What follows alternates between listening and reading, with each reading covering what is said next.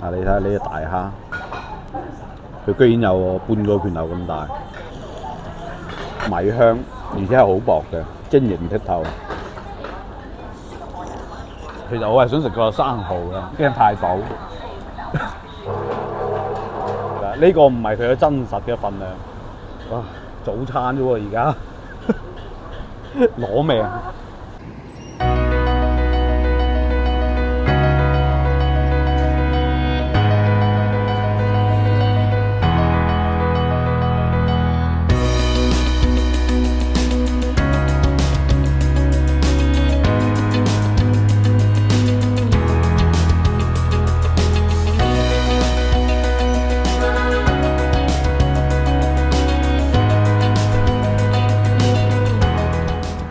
好啦，我哋剛剛就起身啦，而家過嚟食早餐。呢個鹽記腸粉咧，又都幾出名嘅。我哋過嚟睇下佢有咩食。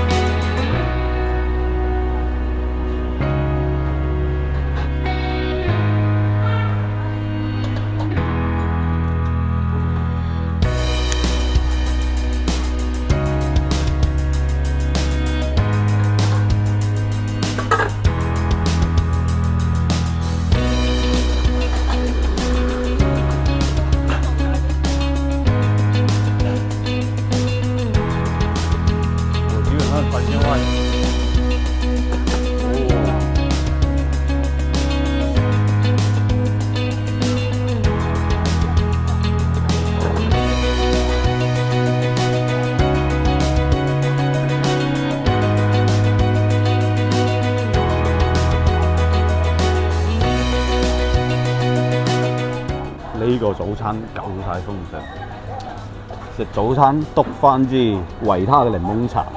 我點呢個咧就係鮮蝦牛肉腸粉，呢個係細份嘅，就25蚊，跟住啲牛肉全部鋪面，佢唔係包響腸粉入邊嘅，佢啲汁準備死㗎啦已經。嚟到潮汕第一次食牛肉，佢啲牛肉好滑啊！佢啲汁好結，其實啲蝦你睇佢就已經好新鮮。啊，你睇下呢隻大蝦，佢居然有半個拳頭咁大。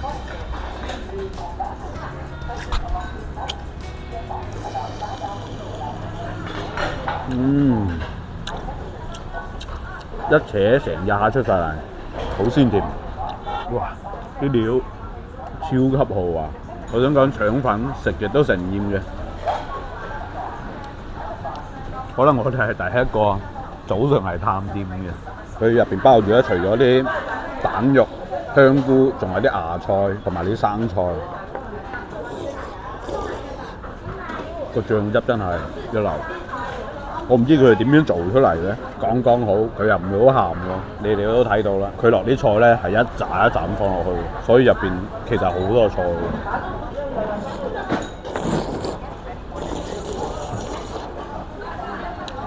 佢啲粉皮啊有少煙煙韌韌，所以佢先可以包得實入邊嗰啲料。嗰個粉皮佢有少少嗰個米香，而且係好薄嘅，晶瑩剔透。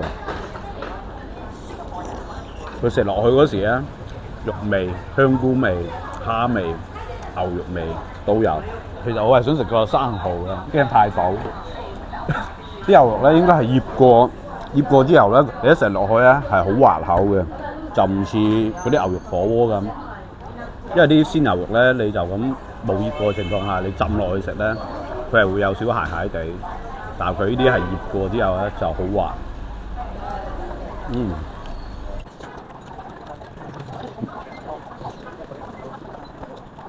20零蚊食一個腸粉，而且呢個係比較低配嘅啦，都唔算係高配。高配亦都去到40幾50蚊。廣州佛山咧，我哋平時食嗰啲都係一碟腸粉大概係5到10蚊咁樣，所以豐儉由人啦呢樣嘢，睇餸食飯啦，咁平係平食，貴有貴食。哇！啲蝦正，如果咧啲蝦唔新鮮咧，我係食唔出呢種感覺，一扯成隻蝦味都出晒嚟嘅。好鮮甜，又大隻喎。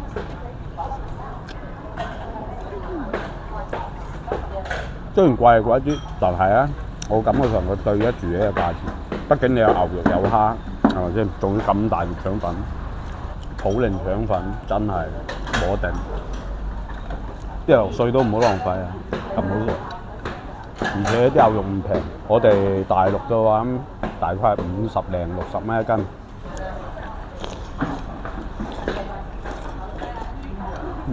食一個腸粉就已經可以食到咁多嘢，佢直接就一碟幫你搞掂，再飲翻支檸檬茶，正。其實可以睇下我哋剛剛嚟嗰時咧，就得個係2張台食品，但係而家咧都已經坐滿人啦，都冇位啦已經。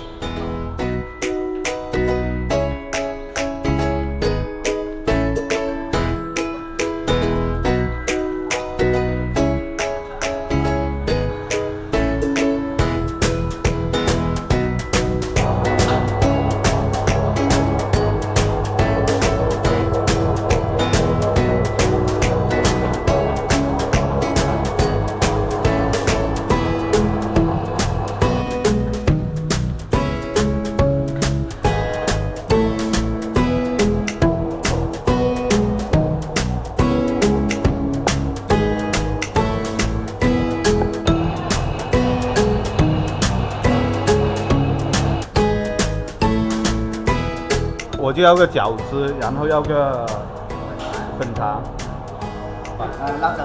捞饺子。招牌的。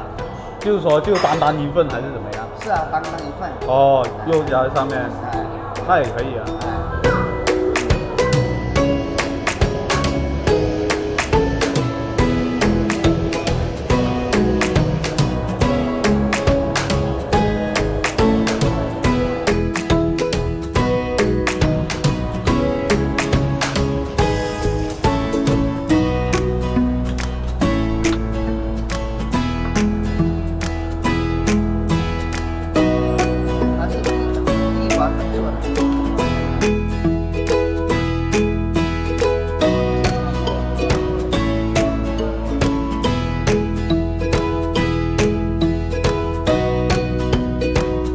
我哋剛剛食完腸粉，唔記腸粉隔離咧有一間叫和順餃麵店，我就因為食得太飽啦，我叫老細就咁咩都整啲就得㗎啦。呢個唔係佢嘅真實嘅份量，因為佢真實嘅份量咧就絕對唔止係咁少嘢嘅。哇！早餐啫喎而家，攞命！呢間店嘅歷史咧，佢已經30幾年嘅。呢個餃子咧係佢哋嘅招牌菜。即係喺呢啲地方咧，就隨隨便便揾到一啲咁有歷史嘅小食店，反而啲1、2線城市咧就好難揾到呢一種可以傳承到咁耐嘅一啲小食店。咁樣會快凍啲。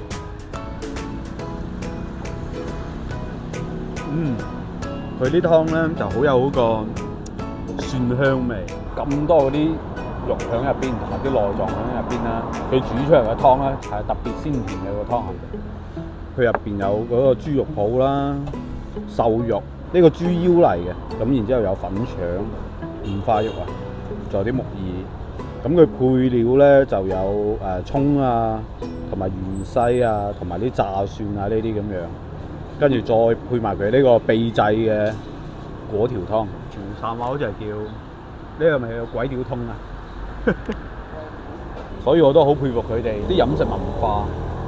嗱，佢入邊呢個咧就呢啲就要果汁啦，呢啲咧就果條。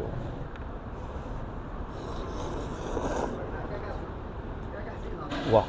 啲果條居然已經索晒啲鮮味。紅楊地區呢個果汁咧係最為出名。呢個粉腸心心念念，自從響10幾年嗰時我嚟食過之後咧，因為對呢個粉腸係有好深嘅記憶。